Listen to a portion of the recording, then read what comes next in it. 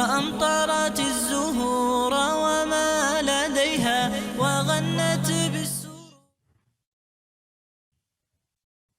Bismillah ar-Rahman ar-Rahim. Assalamu alaikum wa rahmatullahi wa barakatuh, everybody. Jazakumullah khairan for introducing me. Also, Jazakumullah khairan to the other two speakers who held very informative sessions. Alhamdulillah.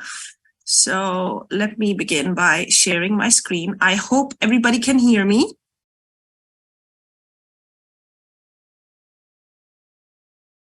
Can everybody hear me? Okay. So just a second.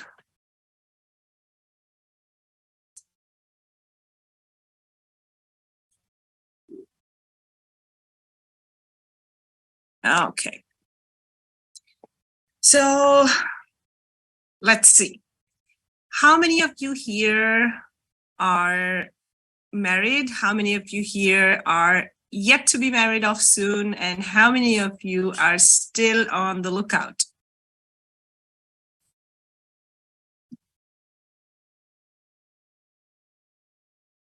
Okay, still on the lookout, yet to be married. Okay, so we have, 17 years. That's a lot of years on the clock. Allah Mubarak. To be married soon. Okay, yet to be married. Okay, we have a medical student, no time to get married soon. Your time will come, focus on your studies. Okay, so I see we have all categories over here, Allah Mubarak. So we were going through Ahmad and Sarah's love story, right? So we've gone through how they kind of met, kind of got in touch in a halal way, of course, how they involved their families, how they sat down to ask the most difficult questions, yet realistic ones, right? And then they got married, subhanallah. So how many of you grew up watching, fairy tales on television? How many of you grew up watching Disney movies, cartoons, where the prince marries the princess and then what, they live happily ever after? And then the movie ends. So nobody actually tells you what comes next, right? Yeah, guilty. I think we all are to some extent. Yeah, see, we have a lot of people. So first of all, everything that the media told us, throw it out the window. It's nothing like that. Because if you think that getting married, they lived happily ever after, that's it, and khalas, nothing else, no problems, they leave you to imagine that now they're on cloud 9 and it's rainbows and roses and unicorns and that's it. But that is not the case. Happily ever after actually starts when the movie finishes. And you have to work for it. And it's a continuous two-way street. So the actual love story begins when the Disney love story ends. So we are going to look at the actual love story of Ahmad and Sarah and all the Ahmads and all the Sarahs out there and all the potential Ahmads and all the potential Sarahs out there. So now that they've tied the knot, Sarah leaves her beloved family home. She comes to live with Ahmad. So what's next for the new couple? Oh, you banned your kids to watch them. That is a very wise decision, by the way. Okay, so the first thing is actually getting used to being married, Once you're married, the actual idea of permanent sets in, so this is how it's going to be. I'm going to be with this person for the rest of my life, inshallah, hopefully, and it's a new home, whether it's a separate home or your nuclear home, we'll talk about that later. So we are now looking at Ahmad is still in his home. It hasn't changed as much for him as it has changed for Sarah. So obviously, in the initial weeks and months, it would take a lot of more adjustment for the female than the male in terms of getting used to the new space of living, because there's a certain comfort level associated with your own room, your own bed, your own family, you know, everything.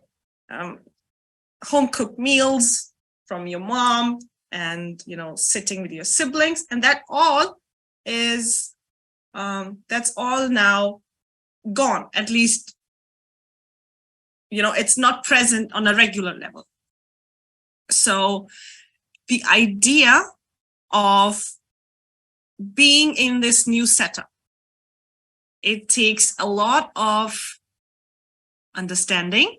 It takes a lot of, you know, patience to settle in, and also to take up responsibilities as a spouse. Because before marriage, you were just looking at, you know, the things and answering questions, but now actually, practically, you are living with that person. You have to divide your responsibilities in the house.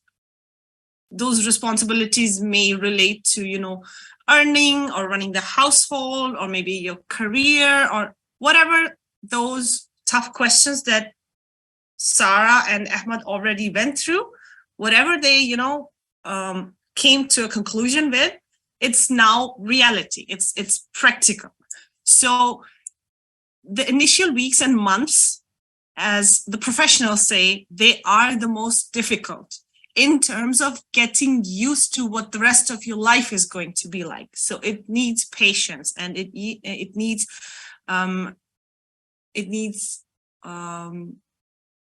stepping out of the comfort zone that you had your whole life, and getting used to a new level of comfort, you know, making it your new comfort. So now we have the foundation of a strong marriage. So in order to build a relationship that is going to stay, hopefully, inshallah, for a lifetime, there are a couple of things that are very, very important, integral. So it's truth and trust, it's communication, it's mutual respect and appreciation, and it's, you know, handling conflicts, but gracefully, because there's no relationship without these four things, no companionship without these four things. Lots of you who are maybe just married, who've been married for, let's say, 6 months or a year, or maybe a little above a year, or maybe even 2 years, you might still be in that sweet butterfly in your tummy phase. And it's hard to, you know, differentiate between what's permanent and what's, you know, the newly wedded bliss. But trust me when I say this, contrary to what you see in the media, on television, on social media, the things that are going to keep your marriage going are not those fuzzy feelings in your stomach. It's these things. It's the truth and the trust and the companionship, the communication, respecting each other, appreciating what you do for each other, navigating through the ups and downs, because it's not going to be roses all the way through. There are going to be, you know, bad times and good times, and there's going to be sickness, health, there are going to be family issues.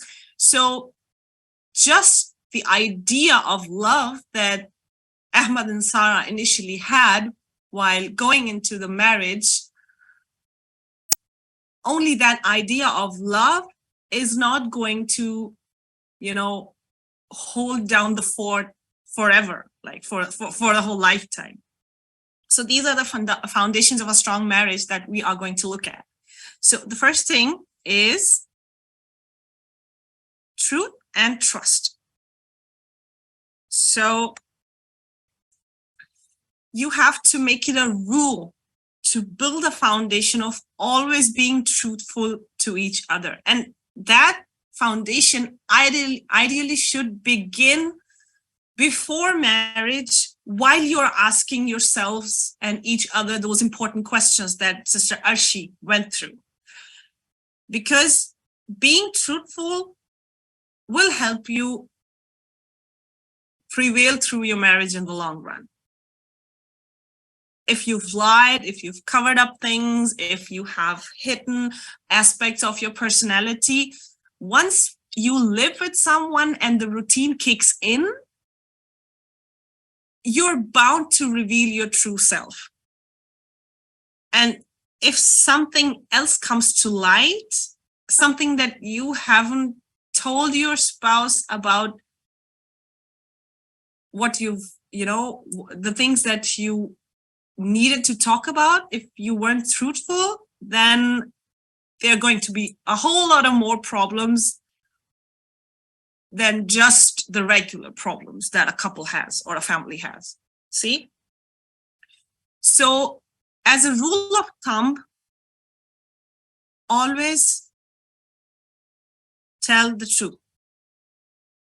Also, when it comes to trust, always trust your spouse to be doing the right thing without invading their personal space. Okay? So what does that mean? What is the most common example of invading your spouse's personal space these days? Examples? The most common and a point of conflict. Exactly. Checking the phone, asking for a phone password. Yes, the phone. The phone is the culprit. So asking for a social media password, social media activity. So you need to be on the same level of trust with your spouse. And that goes both ways. Sometimes it's the wife, sometimes it's the husband. It goes for both of the spouses to not do these things that invalidate the personal space of the spouse. Or maybe for some people it's the phone, for some people it's maybe your browser history, or but the most common is the phone. So you need to build trust. And another thing, now that you're married, your actual chapter starts with being married. What happened before marriage, let's say when they were a kid or a teenager or whatever, you shouldn't be revisiting that frequently, if possible. Not at all, ideally, but not frequently. Or don't ask, unrelated questions about the past, because you are working towards the future. So the next is communication. So communication is both expressing yourself and enabling your spouse to express themselves. Listening to your spouse and being heard as well, And it comprises of both verbal and non-verbal communication. Sister Arshi touched on the love languages. Those are also a integral part of your communication after marriage. So always have a habit of listening to your spouse. So there's this most commonly observed stigma that the men should listen to the wives. I'm going to be with the brothers on this one, okay? The men should listen to the wives, but there's a stigma surrounding males and surrounding for a man to be strong, he shouldn't be sharing his problems with anyone, or he shouldn't, emotionally unload on his spouse. So that's wrong. It goes for both the husband and the wife to be able to express themselves in a safe space, no judgment. Yeah, they shouldn't even cry. It's normal to cry. Allah subhanahu wa ta'ala has given all of the mankind emotion. The brothers don't have a, stone in their chest. They also have a heart. And it's just that stigma surrounding, men. If you need to cry, you cry. If you need to, if you had a bad day at work as a wife, you should be able to listen to the bad day, even though you had a hard day at home, for example, and as a man, even though you're stressed and tired from work, your wife is equally tired. So you both need to create a safe space where you can relax and listen to each other, hear each other out, and unload and unwind, together. And that includes both verbal and nonverbal communication, of course, little acts of maybe just, little things you do for each other, or all of those love languages, Sister Arsi just touched. Okay, so one very important aspect is to have mutual respect and appreciation. Acknowledge the things that your spouse does for you, and what she does for the family, and what he does for the family. Like it's little things, for example, and don't ever leave the element of respect outside. Like, if respect is there, you can build everything on top of it. But if the respect goes out the window, everything falls to pieces. Trust me, then the egos kick in, and it's you versus me. And it's who is winning, who's losing, for example, if you are in an argument. So mutual respect and appreciation just for the other being in the relationship is a very, very, very integral part, right? So most commonly, what are the most common points of conflict between spouses, for example? Heated arguments. And don't assume, because before getting married, you're kind of, still, having that fairy tale ideology in your mind, like it's going to be, it's going to be rosy, and it's, we're not going to fight, and we keep loving each other. But that's really not the case. Because you're two separate people. You have two different individualities, two different personalities. So you are going to disagree about something at some point in your life. And sometimes it could end up in a heated argument.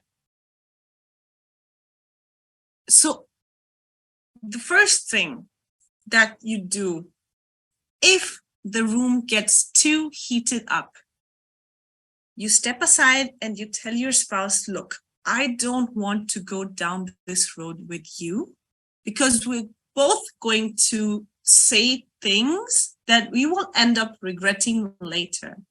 So just, let's do something else, cool our heads, and when we're cool, we can talk it over. And that's also part of communication.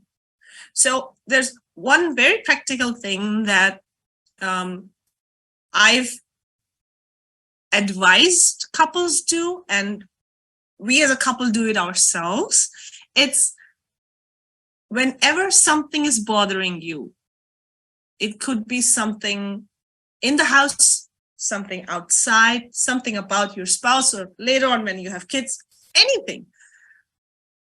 With the passage of time, we have the habit of not talking about things, and then the elephant in the room becomes bigger and bigger and bigger. And then there's this void. And that void also leads to having more heated arguments over little things that don't even deserve, disagreement. So always keep communication open.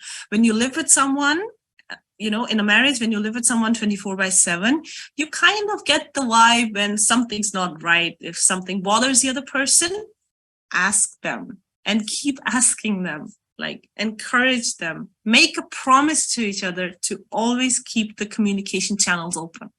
And that is going to, greatly, greatly, greatly reduce conflicts with the passage of time. Okay, so let's suppose conflicts are going to happen anyway. So one thing that you never should do is to go down memory lane and blame your spouse for the past mistakes. So who does this? The wives or the husbands more often? Who is going to dig up some mistake from, let's say, 3 years ago on this date and this particular event? And yeah, the wives. Exactly. The husband? Mostly wives, yeah. Because women are wired differently. Okay? Look, Sarah is going to be more emotional than Ahmad because that's how we women are built. So obviously Sarah is going to have a better memory when it comes to, remembering something that, Ahmad missed, or something where he slipped up, or where he said something inappropriate, in amongst a group of people, or he even forgot to pour her a glass of water on the dinner table, And Sarah is going to bring that up because that's how we women are wired. Men aren't wired that way. Okay, there might be some, exceptions, but as a rule of thumb, it's mostly the wives.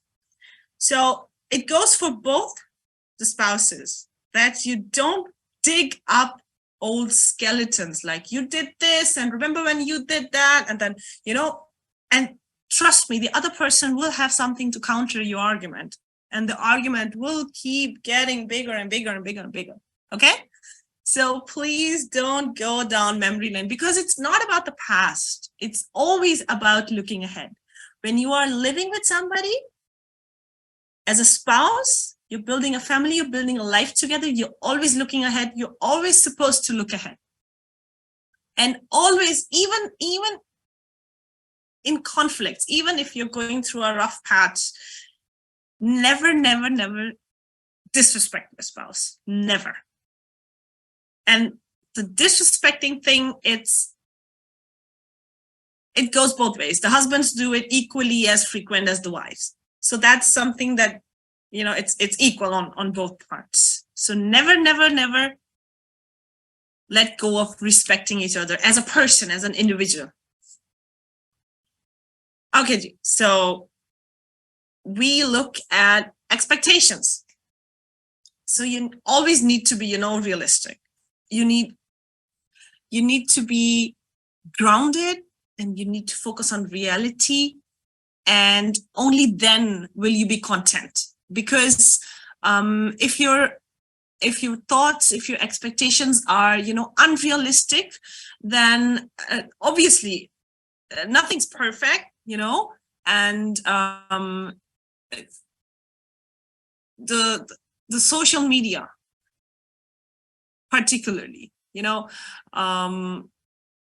obviously, Ahmad and Sarah, they were both students. There's high probability that they both have social media accounts, and maybe each of them is, sitting, an hour or maybe 2 or 3 a day, just, randomly scrolling through other people's profiles, liking social media posts. Maybe they even end up following, a couple of, influencers, even though those influencers kind of propagate a false image about life, but the element is there. How many of you people have social media accounts? Even if it's only one of all these social media platforms, even if somebody only has Instagram, it's a rabbit hole. You sit and you end up, sitting there for I don't know how long. It happens to all of us so frequently, and we end up, digging into lives of people we don't know, they don't relate to us, and naturally we end up comparing our lives, also our, our married lives, to those people. But there's always the one thing that we forget.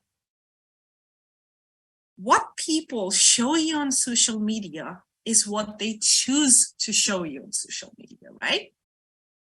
How many of you would live stream your whole day without making cuts on your account? Would any one of you do that? Your whole day, literally, without editing, without filters. How many of you would let people know that today you had an argument? Or you had, people, they only, nobody. People only let you see what they want you to see. And we unconsciously make the mistake of thinking that everything to life is what is over there. But that's not everything there is to life. And the whole cosmetic approach to portraying life as if it's all fun and games and eating out, receiving gifts, going on trips, it's not like that.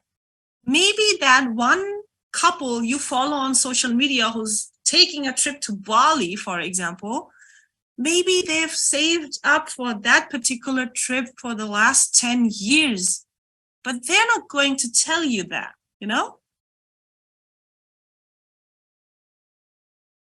But all that you see is that they are on a trip to Bali, and then suddenly you sit and, Sarah starts thinking, oh, I've never been to Bali. Ahmad should take me to Bali, I just went to, let's say, the next best restaurant in the city. But that's not a realistic comparison that you make. And you shouldn't. So compare your life with only your life. Don't compare it to the neighbors next door or your best friend or, other people in the family, or literally, because you're different people. So nobody's relationship is going to be the same as yours. And B, you don't know about the struggles other couples have behind closed doors. And neither does anybody know about yours. They shouldn't know about any of yours, ideally. So just don't have these unrealistic expectations. You'll only end up resenting your partner, resenting yourself for not being able to compare and live up to those, expectations. So social media has unfortunately given people a very false sense of what being happy and satisfied in life means. Generally in life, and particularly in married life or in your, family life. So it's not the way you see it, And the sooner Sarah understands that, Ahmad understands that, the more happier they're going to be long term. And also, some things, they can buy you short-term happiness. Those designer bags you see on social media, fancy restaurants, it's momentarily. What good does short-term happiness do you if you're going to, go home and end up fighting over who paid the bill, for example? Or maybe projecting your insecurities, like you were looking at that girl at the other table, and you weren't focusing on me. And, there's so many couples out there on social media who will just show you a 1 minute, hyperlapse of their romantic dinner at the beach. But what's in their marriage for long term? Maybe just fights behind closed doors. You don't know. So do not let your expectations, your goals, and your thoughts, your companionship be influenced by that, bubbly fairy tale castle word on social media, because it's a bubble. The bubble bursts as soon as the camera turns off. And don't build your life inspired by that fragile bubble,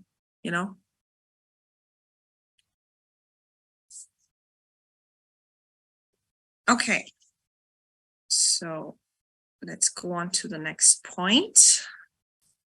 Okay, you need to build a strong companionship, okay? So it's possible that Sarah expected Ahmad to be somebody who, for example, puts the toilet seat down after using the bathroom. But turns out he doesn't. Or maybe Ahmad thought Sarah was a really good cook, but turns out her food doesn't exactly taste like the food of Ahmad's mother.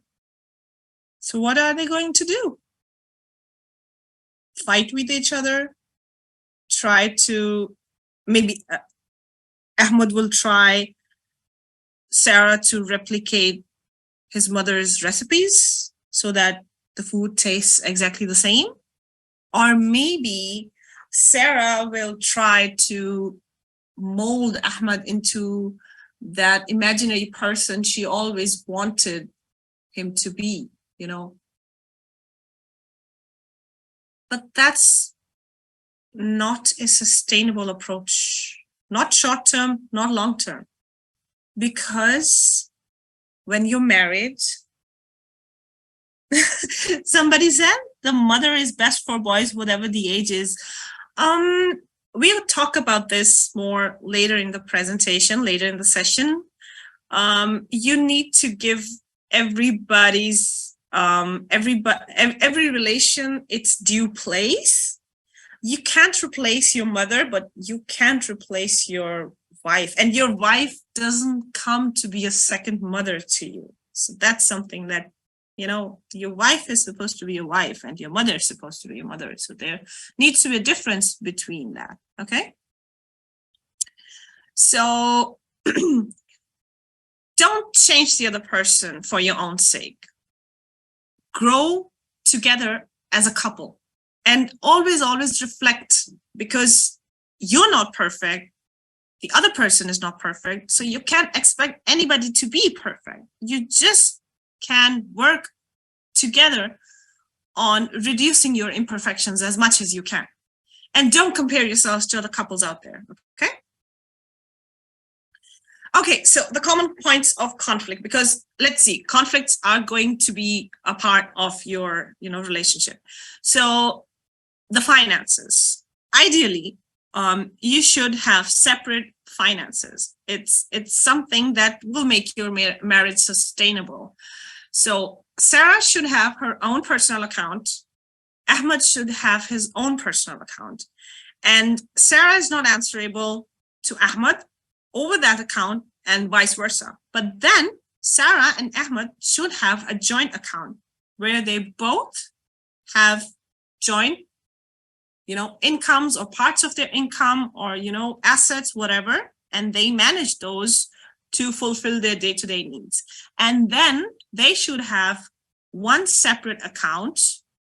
Both of them should have access to that separate account, to that savings account, okay?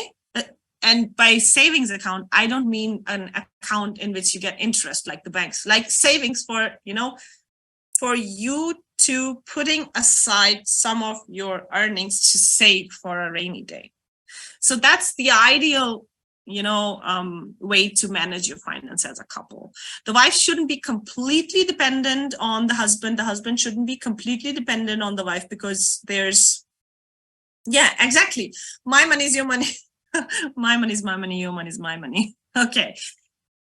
Even if the wife doesn't work, even if Sarah, let's say Sarah and Ahmad are, they were both, medical students. So I assume they would be both, end up being doctors, so both of them will have separate income streams. But even if Sarah decides that she wouldn't pursue her passion for, let's say, a couple of years before, the kids are bigger, or, the house is more, set up or whatever.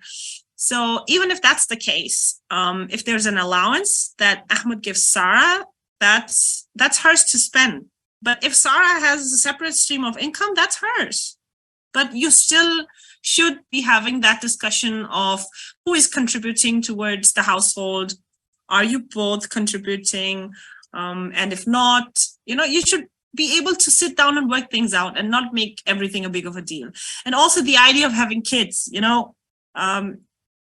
ideally you would have discussed this before your marriage. But if that question is still, or even if you change your mind later on, you should be able to have that discussion and do something that is, suitable for the both. Nobody can just say, okay, I want kids, or I don't want kids, or I don't want you having them, or because it's a huge responsibility that is going to affect both Ahmad and Sarah. Also, your living situations and your working situations, these are all things that will cause conflict if you don't keep the communication channels open, and if you don't have a habit of being able to sit down, putting your egos aside, realizing that there is no you and me, it's us. And then the in-laws, that's also a very common point of conflict, the husband prioritizing his family way over his, wife and kids, and then sometimes, lots of times, even the wife prioritizing, her siblings and her parents over, the responsibility towards her house and, being absent and whatever. So these are things that cause conflict, which you should have the habit of, sitting down, just talking it over, working it out without egos. It's always good to go the middle path. It's what our religion says, that we should remain having a mediocre approach, don't lean towards extremes. And that applies to literally everything. Excess of everything good is also bad. So finding balance is the key. Okay. Let's say Sarah and Ahmad have their first big fight, and it will happen. But what are they going to do? How many of you have ever had a serious fight? I mean, pretty much everybody, I guess. What's serious for one couple might not be serious for the other couple, but everybody has had their fair shares of ups and downs and fights and, phases where, you thought, why did I even marry this person? But that's because you lose focus of what's important. The companionship that you're supposed to build, If you're getting into a fight, you walk away when the things get too hot, you revisit the issue, sit down, and you stay off social media if you have an argument. Some couples, they are just, they argue, and then, Sarah is going to grab her phone, walk out the door, and Ahmad is going to, sit in that corner and get on his phone. And what are they going to see on that phone? Again, social media accounts filled with, romantic, lovey-dovey statuses, and, and then you start automatically comparing during that argument, without finishing your argument, without, reaching a conclusion. You're again then you are involuntarily, you're posting parts of your anger on social media, maybe, and maybe some random person ends up, inboxing you, oh, what happened, blah, blah, blah, sympathies. And then maybe you end up airing your dirty laundry to, I don't know, somebody who doesn't even have your best interest at heart, which comes to the last step, involving the third person. Ideally, if it's not something really, really big you can solve, and ideally that it shouldn't come to that. But if it's something that you're fighting over, don't involve the third person, because only you and your spouse actually understand. And the third person, even if it's your mom or his mom or your sister or his brother, or maybe it's if you're living with the in-laws, maybe it's the wife of your husband's brother, or maybe, anybody. Maybe it's the neighbor whom you have very good, what do we say? Relations with, Don't involve the third person. Don't do that. It's also what our religion said, because the husband and the wife are like what for each other?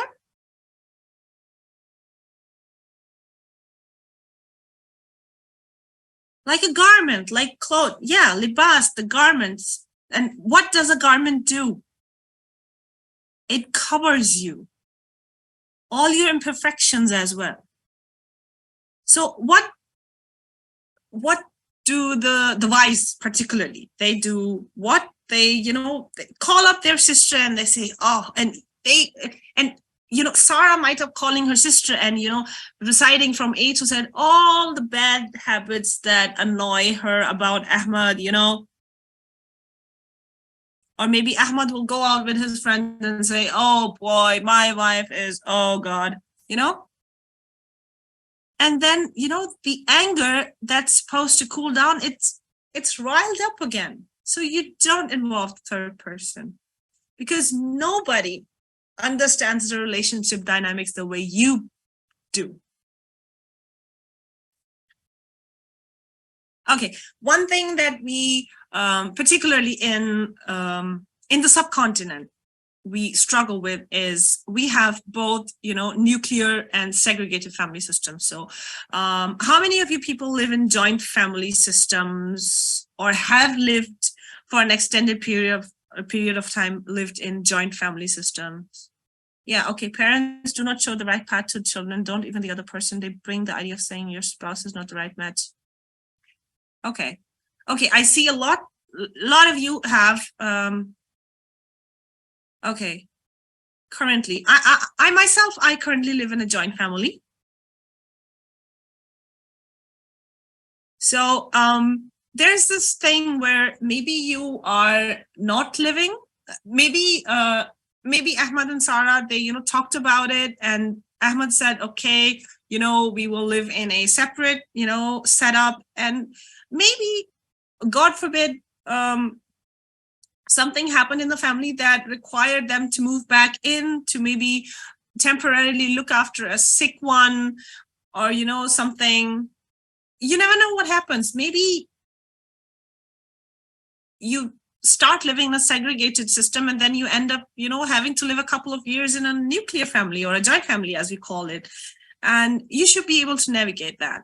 There are pros and cons to both things. The pros of living separately is obviously you have your privacy. You can, you can manage the household however you and your partner, your spouse see fit. But then the other thing is you don't have a lot of support if one of you falls sick, or if there are challenges with, managing, work and life and the house, you don't have a lot of help. Then there's the Islamic side of things, that living in a segregated family system is recommended, is the right of the wife, and it is necessary because you need to maintain, your parda, your modesty, and it's difficult to uphold those things, way more difficult if you are in a nuclear family system. So, but if you are in a nuclear family system, then you need to be setting boundaries, and that is one of the questions you should be revisiting before you get married. That if we are going to live, or if we end up, for whatever reason, living in a nuclear system after getting married, there are a couple of things that will not be compromised. And those should always be focused on your Islamic values, of course. And you should be setting those boundaries and not budge. But not budging doesn't mean that you need to be disrespectful. There's a difference between maintaining a boundary and being disrespectful while maintaining the boundary. You always need to give respect. If you're living with your in-laws, you always need to give respect. You need to understand that your husband is a son and he is a brother, and he is just like you are also a daughter, and you're a sister, and there's so many other relations, and you need to be able to, as long as your rights are not being compromised, you need to be able to give every relation its due place. And that includes, first of all, giving respect to everybody. Okay, so let's say Ahmad and Sarah have become parents. We just have, a couple of slides left. So just, a couple of slides. Okay, please keep all your questions for the end of session panel discussion. You can direct your questions to a particular speaker, or you can have, anybody answer them if you would like, but please write down your questions or post them in the chat box for later. And we will, revisit all the questions in the chat once we've, finished with the main session and we go to the Q&A. Jazakumullah khairan. So common mistakes after becoming parents. Let's suppose Ahmad and Sarah have decided on, starting a family. They have a kid, and it's one of the things that, stress your relationship out. It is going to change the dynamic of the relationship for you, because now your lives are automatically revolving around a third being that takes up all the energy, right? So you need to be able to find space for that part of you while not compromising your individuality while doing that. Because Sarah might end up, just being concerned about, doing everything for her child, and then later on maybe more children. Ahmad may just, be confined to, going out of the house, earning, going back, with the financial aspect. And there is this void that gets created between the spouses, right? That ends up putting a strain on your relationship. So you need to be able to accommodate being a parent while not sacrificing the being a spouse part, because you are still the spouse, you are still a husband, or you are still a wife. And that this thing is particularly harder for the mothers, because there's so much physical and emotional and psychological hardship with raising, with carrying the kid, bringing it to the world, and then raising it. And sometimes, especially in the subcontinent, the fathers are not as involved in raising the kids, which they ideally should be. So brothers, listen, you should be involved. Even if you're coming home in the evening and you only get to spend, a couple of hours with your kids before they hit the bed, you should be, involved with them, present. There are so many psychological studies that indicate gaps in personalities when the father is not present for the kids, because a father can bring to the table what a mother can't. There's a reason that both the mother and father are given, separate responsibilities. So fathers need to be involved in raising the kid. Ask your spouse, still keep the channels of communication open, okay? Ask your spouse what they need if they're exhausted. And once the kids, they are growing up, never ever argue in front of the kids. That is such a big mistake. And, unconsciously, one of the parents ends up, trying to win sympathy from the kid, or if your kids are, if you're you unconsciously unload your emotional baggage and put it on the kid's shoulders, like your father did this, or or maybe the father says, okay, look what your mom did and she does this, and the kids are not equipped to handle that. You need to keep your arguments, if there are any, and there are going to be arguments, you need to keep them away from the kids. The kids should know that the parents are one unit, the family is one unit.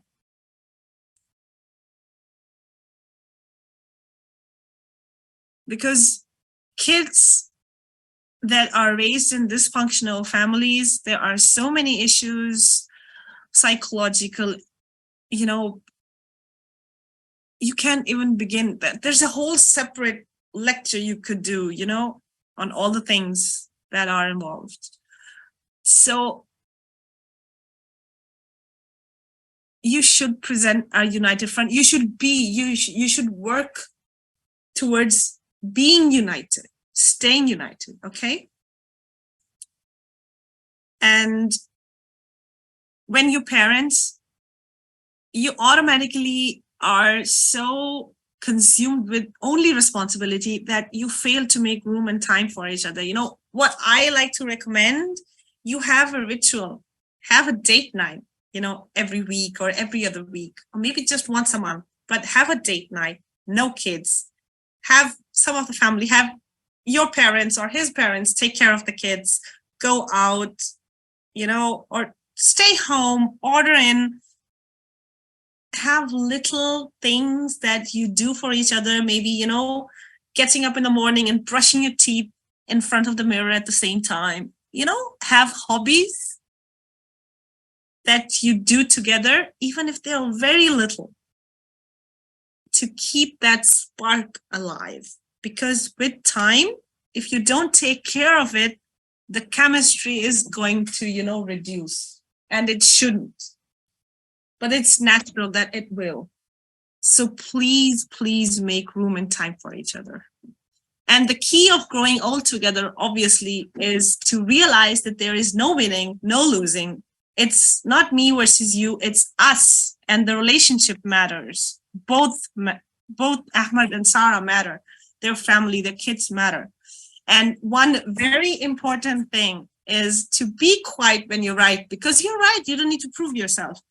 But if you're wrong, put the ego aside and apologize. And hopefully,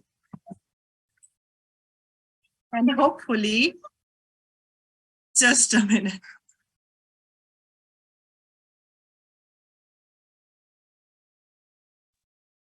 Apologies.